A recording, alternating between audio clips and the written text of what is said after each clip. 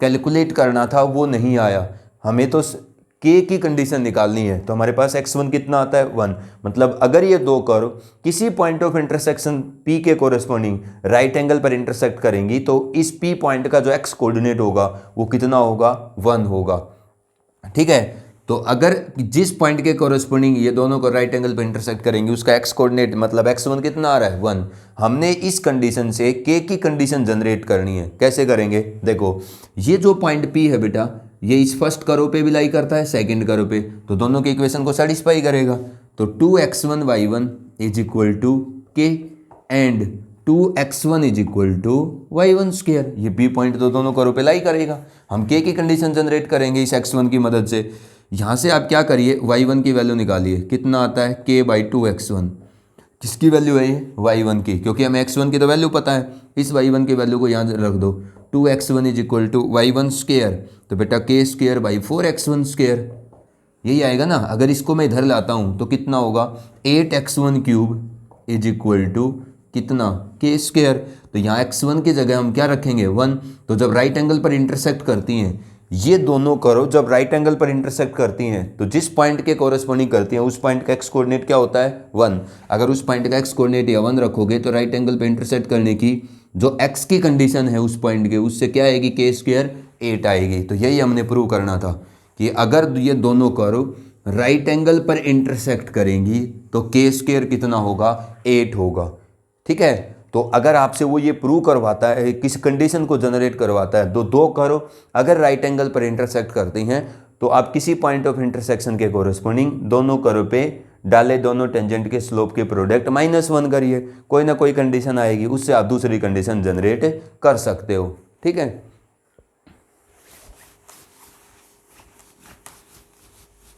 वो इस क्वेश्चन को घुमा के ये भी पूछ सकता है कि ये दोनों कर्व राइट एंगल पर इंटरसेक्ट करेंगी तो आप ये प्रूव करिए कि if these two curve intersect each other at right angle then the point of intersection of the both curve having the x coordinate is equal to +1। तो हमने एक कंडीशन से दूसरी कंडीशन जनरेट कर देनी है, उसमें कोई समस्या नहीं है। अब देखो ये हमारा एक टाइप का क्वेश्चन है, इसके अंदर second point of intersection calculate करना हमने कर लिया था। अब सेकंड देखिए, show that the curve xy is equal to a square. देखो एक टचिंग का क्वेश्चन करता हूं मैं, शो दैट द कर्व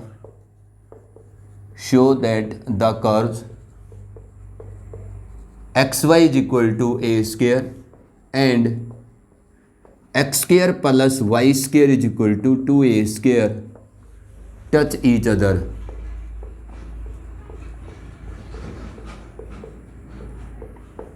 आप ये शो करके दिखाइएगा कि ये दोनों कर्व एक दूसरे को टच करती हैं। ठीक है, अगर आपको दो कर्व को टचिंग दिखाना है, मतलब आपको ये शो करना है कि दो कर्व टच करती हैं, तो आपको क्या शो करना होगा, उन दोनों कर्व के पॉइंट ऑफ इंटरसेक्शन के कोरेस्पॉन्डिंग दोनों कर्व पे डाले गए दोनों टेंजेंट के स्लोप को इक्वल दिखाना होगा। मतलब क्यों, क्योंकि दो कर्व के पॉइंट ऑफ इंटरसेक्शन पे डाले दोनों टेंजेंट के स्लोप बराबर होंगे, तो इसका मतलब क्या है कि दोनों टेंजेंट के बीच का एंगल 0 होगा। और जब दो कर्व के पॉइंट ऑफ इंटरसेक्शन पे जो दो टेंजेंट डालते हैं उनका स्लोप बराबर होता है, तभी दोनों कर्व एक दूसरे को टच करती हैं। तो दो कर्व को अगर टचिंग शो करना है आपने तो क्या करना होगा, दोनों कर्व के पॉइंट ऑफ इंटरसेक्शन पे दो टेंजेंट डालिए, दोनों का स्लोप इक्वल दिखा दीजिए। तो हम यहाँ पर पॉइंट ऑफ इंटरसेक्शन कैलकुलेट करने नहीं जाएंगे, जब शो करना है तो आप पॉइंट ऑफ इंटरसेक्शन कैलकुलेट करने मत जाओ। आप क्या करो, आप मान लो जर्नल रूप से कर दो, लेट द पॉइंट ऑफ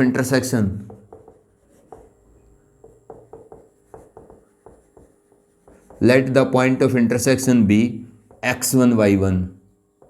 ठीक है, दोनों कर्व का आप जब देखो, जब आपको दो कर्व को राइट एंगल पर इंटरसेक्ट या ऑर्थोगोनल प्रूव करना है, दो कर्व को टच ईच अदर शो करना है, ठीक है, तो आपने दोनों कर्व के पॉइंट ऑफ इंटरसेक्शन निकालने की जरूरत नहीं है। ठीक है, जब आपको दो कर्व का एंगल ऑफ इंटरसेक्शन निकालना है ना, तभी आप पॉइंट ऑफ इंटरसेक्शन निकालिए। लेकिन अगर आपको दो कर्व को ये शो करना है कि ये दोनों टच करती हैं, ये दोनों राइट एंगल पर इंटरसेक्ट करती हैं, कोई कंडीशन जनरेट करनी है, तो आप कॉमन पॉइंट ऑफ इंटरसेक्शन मान लो उनका P, जिसका x कोऑर्डिनेट x1 और y कोऑर्डिनेट y1। क्यों, क्योंकि दो कर्व अगर इस P पॉइंट के कोरस्पॉन्डिंग टच करेंगी तो हर पॉइंट ऑफ इंटरसेक्शन के कोरस्पॉन्डिंग टच करेंगी, ये सब को रिप्रेजेंट करता है।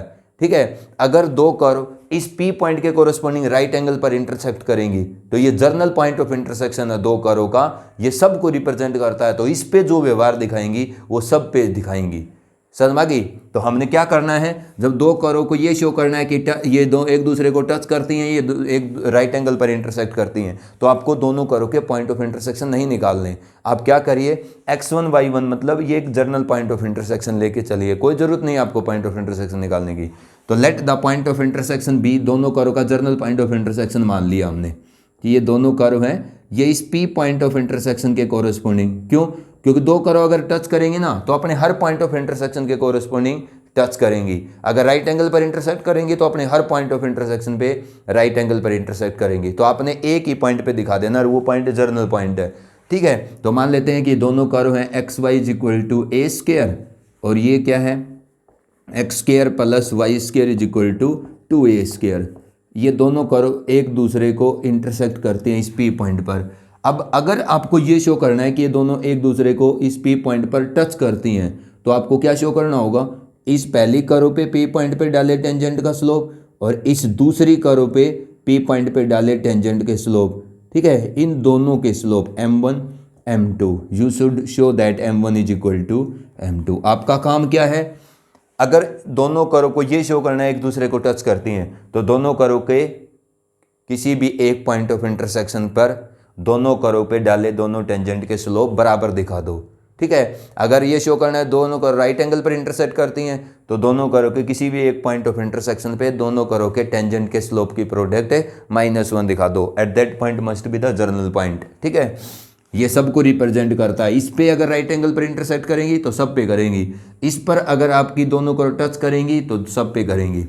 तो दोनों कर्व को क्या शो करना है हमने, टच ईच अदर। तो क्या करना होगा, दोनों कर्व के जर्नल पॉइंट ऑफ इंटरसेक्शन पर दोनों कर्व पे डाले दोनों टेंजेंट के स्लोप बराबर दिखाने होंगे। तो पहले m1 निकालते हैं हम। m1 कौन होगा, पहली कर्व पे डाला टेंजेंट का स्लोप किस पॉइंट पर, इस पॉइंट ऑफ इंटरसेक्शन पे जो दोनों कर्व का जर्नल पॉइंट ऑफ इंटरसेक्शन है। बताइए, पहली x y is equal to a square, first curve derivative निकालो, एक्स वाई का d y by d x plus y as it is x का 1 ए स्क्वायर का 0।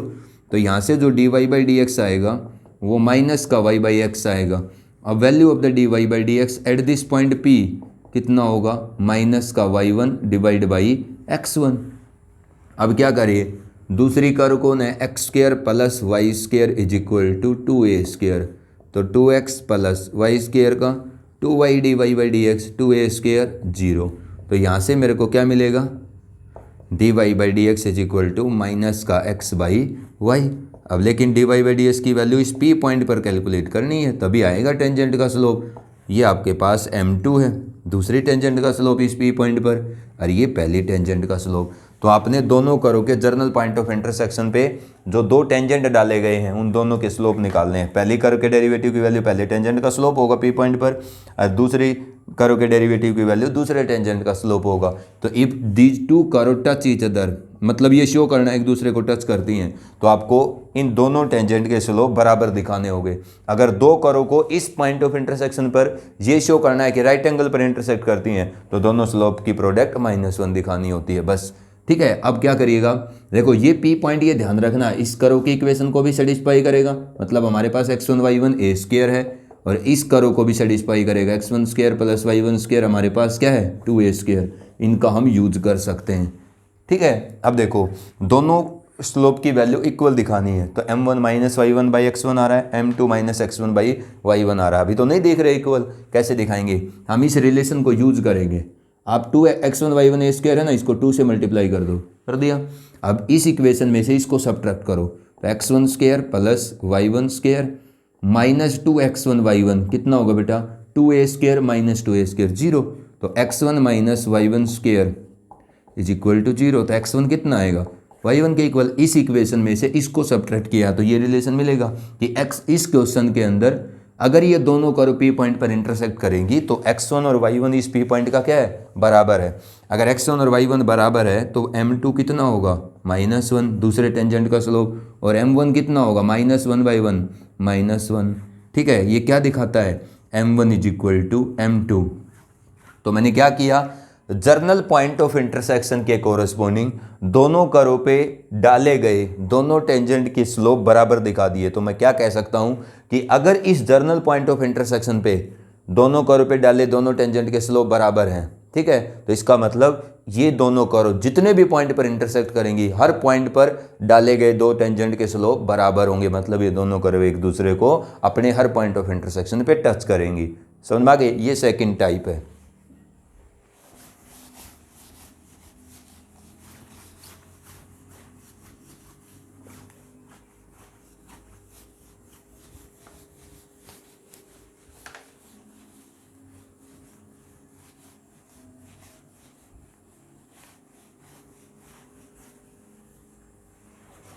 अब एक क्वेश्चन और करते हैं।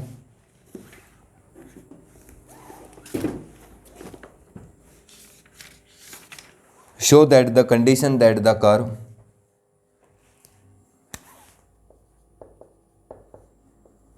show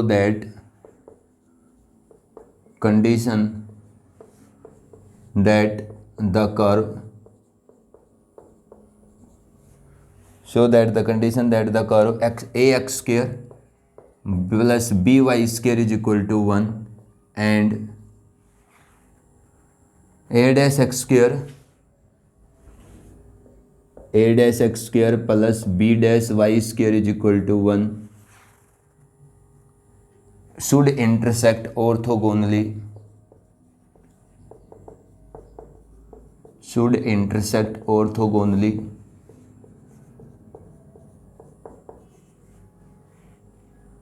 if is that 1 by a dash minus 1 by b dash is equal to 1 by a minus 1 by b। अब देखो, ठीक है, बहुत आसान सा पार्ट है ये। 3 टाइप के क्वेश्चन इसके अंदर, या तो दो करों का एंगल ऑफ इंटरसेक्शन कैलकुलेट करवाएगा, या दो करों को क्या ये शो करवाएगा कि ये टच करती हैं, या क्या नाम है चेक करवाएगा कि टच करती हैं या इंटरसेक्ट करती है ऑर्थोगोनली, या ठीक है ना। 3 टाइप के क्वेश्चन है, या तो ऑर्थोगोनली इंटरसेक्ट करते हैं नहीं करती, चेक करवाएगा या शो करवाएगा या कोई कंडीशन जनरेट करवाएगा। एक टचिंग की कंडीशन है, एक आपको दो करों का एंगल ऑफ इंटरसेक्शन निकालना है, बस 3 टाइप के क्वेश्चन इसमें। अब वो क्या कह रहा है कि आप ये शो करो कि अगर ये दोनों कर राइट एंगल पर इंटरसेक्ट करेंगी तो किस कंडीशन को सेटिस्फाई करेंगी, 1 by a dash minus 1 by b dash is equal to 1 by a minus 1 by b. अब इस बात को हम कैसे शो करेंगे, अगर दो करो राइट एंगल पर इंटरसेक्ट करती हैं या एक दूसरे को टच करती हैं तो अपने पॉइंट ऑफ इंटरसेक्शन पे इंटरसेक्ट करेंगी। अगर दो करो राइट एंगल ऑर्थोगोनल होंगी, मतलब राइट एंगल पर इंटरसेक्ट करेंगी, तो दोनों करो अपने किसी पॉइंट ऑफ इंटरसेक्शन पे, ठीक है, क्या करेंगी, अपने दोनों टेंजेंट की स्लोप के प्रोडक्ट -1 दिखाएंगी। तो let the two curve intersect at the point P having x coordinate x1 and y coordinate y1। Touch करेंगी चाहे इंटरसेक्ट करेंगी तो अपने पॉइंट ऑफ इंटरसेक्शन के कोरस्पोंडिंग। तो अगर आपने ये कंडीशन लानी है तो दो करो अगर राइट एंगल पर इंटरसेक्ट करेंगी तो वो दोनों करो अपने किसी पॉइंट ऑफ इंटरसेक्शन P के कोरस्पोंडिंग, ठीक है, जो दो टेंजेंट ड्रॉप होते हैं दोनों करो पे, उन दोनों टेंजेंट के स्लोप की प्रोडक्ट कितना दिखाएंगे, -1। मतलब ये एंगल कितना होगा, 90 डिग्री, तभी तो दोनों टेंजेंट के स्लोप के प्रोडक्ट -1 आएगी। अब ये जो पॉइंट, ये आपकी कर्व कौन है, ax² plus by² is equal to 1, ठीक है, ये कौन है, a'(x² plus b'(y² is equal to 1, a'(x² plus b'(y²), ठीक है। अब देखो ये जो पॉइंट ऑफ इंटरसेक्शन है दोनों कर्व का, पहले तो ये दोनों कर्व को सेटिस्फाई करेगा, रख दो दोनों में, ax1² plus by1² is equal to 1। दूसरी बात इसको भी सेटिस्फाई करेगा, तो a'(x1² प्लस b'(y1², दूसरी कर्व की इक्वेशन को भी सेटिस्फाई करेगा, इज इक्वल टू 1। एक बात ये ध्यान रखना, ठीक है, दोनों कर्व की इक्वेशन को सेटिस्फाई करेगा, दोनों कर्व का पॉइंट ऑफ इंटरसेक्शन। अगर ये दोनों कर्व राइट एंगल पर इंटरसेक्ट करेंगे तो इन दोनों कर्व का अपने पॉइंट ऑफ इंटरसेक्शन पे जो दोनों टेंजेंट है उनका स्लोप का प्रोडक्ट -1 होगा। अब आप पहले कर्व पे डाले टेंजेंट का स्लोप निकालो, मान लेता हूँ मैं m1 इस टेंजेंट का स्लोप है और इस टेंजेंट का स्लोप m2 है। m1 कौन होगा, इस कर्व के डेरिवेटिव की वैल्यू इस पी पॉइंट पर। m2 कौन होगा, इस कर्व के डेरिवेटिव की वैल्यू इस पी पॉइंट पर। करो ax² प्लस दोनों निकालो y² इक्वल टू 1। x के रिस्पेक्ट में डिफ्रेंशिएट करेंगे 2ax 2by, y का x के रिस्पेक्ट में dy by d x equal to 0। तो बेटा by dy by d x 2 तो कैंसिल हो जाएगा, माइनस का ax तो dy बाई डी एक्स आएगा फर्स्ट कर्व का minus a by b x by y. अब dy by d x of the curve at this point p कितना होगा, माइनस का a by b x1 by y1। ये कौन है, ये आपका m1 कह लो चाहे आप m2 कह लो, एक टेंजेंट का स्लोप आ गया है। ठीक है, दूसरी कर्व का डेरिवेटिव करो। अब आपको पता चल जाना चाहिए अब क्या कर रहे हैं हम, a dash x square b dash y square equal to 1। तो 2a dash x plus 2b dash y d y by d x is equal to 0। तो b dash y is d y by d x is equal to minus का a dash x. तो इसका मतलब यहाँ से d y by d x आएगा minus का a dash by b dash x by Y. ठीक है, लेकिन ये टेंजेंट का स्लोप नहीं है, दोनों कर्व के पॉइंट ऑफ इंटरसेक्शन पे जो डेरिवेटिव की वैल्यू होगी ना उस कर्व की, वो टेंजेंट का स्लोप होगा x1 by y1। This is m2, क्योंकि कर्व के डेरिवेटिव की वैल्यू दोनों कर्व के पॉइंट ऑफ इंटरसेक्शन पे जो आएगी वो टेंजेंट का स्लोप होगी, dy बाई डी एक्स नहीं होगा कर्व का स्लोप, टेंजेंट का स्लोप। अब ये क्या कर लिया मैंने, m1 और m2 कैलकुलेट कर लिया, मतलब दोनों कर्व का पॉइंट ऑफ इंटरसेक्शन पे जो दो टेंजेंट डाले गए थे उनके स्लोप कैलकुलेट कर दिए। तो if two curve intersect each other at right angle, तो क्या होगा, दोनों कर्व के जर्नल पॉइंट ऑफ इंटरसेक्शन के कोरस्पॉन्डिंग डाले दोनों टेंजेंट के स्लोप की प्रोडक्ट -1। अब m1 कौन, माइनस का a by b x1 by y1 into m2 कौन, माइनस का a dash by b dash x1 by y1 is equal to -1। तो ये तो माइनस माइनस क्या हो गया प्लस। अब ये बताइए a dash divide by b dash into x1 square by y1 square is equal to -1। इसको इधर ले जाओ बेटा, तो a dash x1 square is equal to minus b dash y1 square. एक रिलेशन मिला आपको, ठीक है ना, x1 और y1 के अंदर। अब हमने जो प्रूव करना है, जो x1 y1 का रिलेशन है उसमें a b और a डैश b डैश है, x1 y1 नहीं, हमने तो यह लेनी है ना।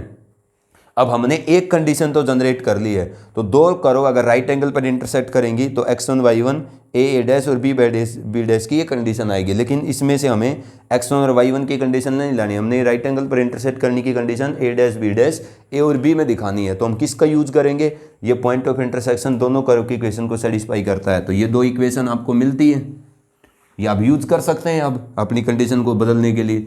दोनों कर्व इक्वेशन को सब्ट्रैक्ट कर दो, क्योंकि पी पॉइंट दोनों इक्वेशन में डालोगे तो ये आएगा।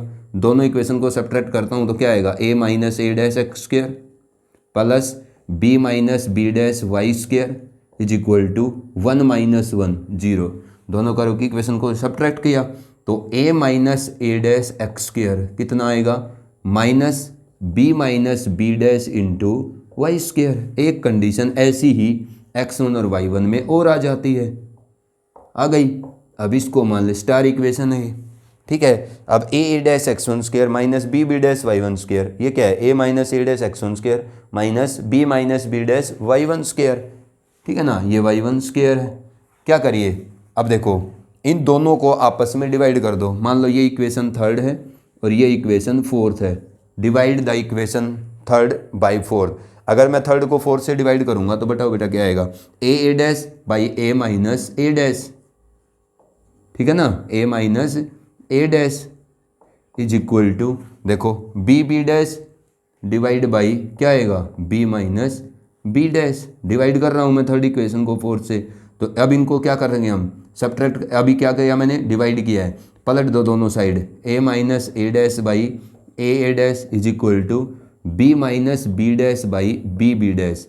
ये कंडीशन आती है, ये नहीं चाहिए। अब हम सेपरेट करते हैं, a के नीचे a डैश आएगा तो 1 बाई a डैश बचेगा, इधर लिख देता हूँ बेटा मैं 1 by a dash, minus a dash के नीचे a डैश आएगा तो 1 बाई a बचेगा, इज इक्वल टू उधर b बाई b डैश में क्या आएगा, 1 by b dash, minus b dash by b dash क्या बचेगा 1/b, तो इसको इधर ले आओ 1/a dash minus 1/b dash, और माइनस 1/a को उधर ले जाओ 1/a minus 1/b, hence proved. ठीक है, इतने टाइप के क्वेश्चन है angle of intersection of two curve के अंदर। अब किसी बच्चे को अगर प्रॉब्लम रह जाती है तो मैं उसका सॉल्यूशन सेंड कर दूंगा। ठीक है, नेक्स्ट में हम मोनोटोनिसिटी ऑफ ए फंक्शन पढ़ेंगे हम।